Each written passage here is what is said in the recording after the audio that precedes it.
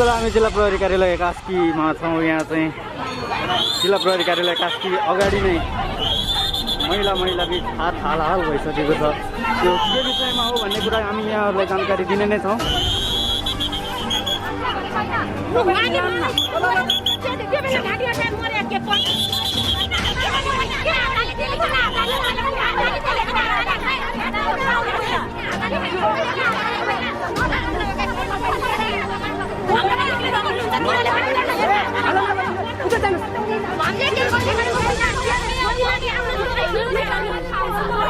सौदामाथि आउने अझै ठुलो कुरा गर्ने त्यस्तो नाबालकलाई बाबाको छैन।